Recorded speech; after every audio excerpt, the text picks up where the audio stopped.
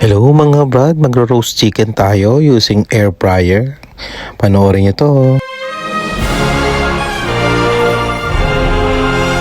Okay mga brad, start na tayo. Ito na yung manok natin, 800 grams. Ikakat natin sa gitna. Ayan, kahatiin lang po natin sa gitna yan mga brad. Okay. Yan, hati na siya. Ngayon, imamarinate po natin yan. Ilalagay natin dyan sa garapon. Garapon talaga. Lagyan lang po natin ng lemon.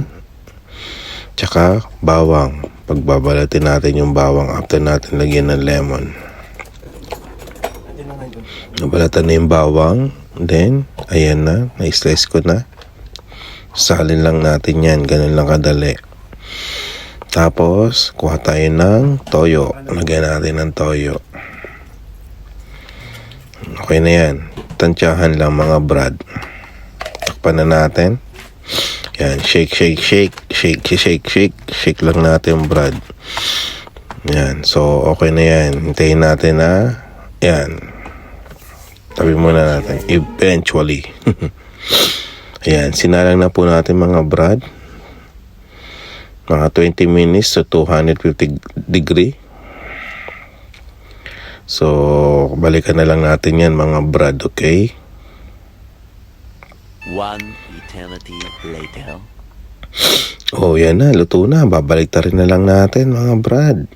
Yung kabila, hindi pa siya luto. Ayun, tingnan nyo naman.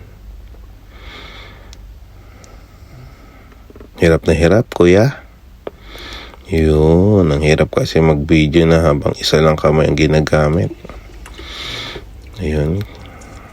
Marinate pa natin. Lagyan natin ng toyo para mas masarap. Maununuot yung sarap dun sa manok.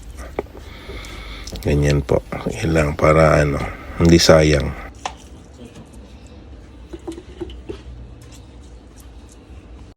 A few moments later. Naluto na. Balik rin natin ulit. 5 minutes to 10 minutes pa yan para mas malutong, mas masarap. Dami na namang kanin nito. Wala na talaga. A few moments later. Yun, luto na. Isa pang ikot mga brad. Tapos pwede na tayong kumain. 5 minutes ulit para lutong-luto pati yung loob. Hindi kasi natin alam baka hilaw pa yung loob niya mga brad eh. Yan. Luto na yung mga brad. Salamat. Mga brad, pa-share, like, and comment na lang po para maraming makakita. Salamat.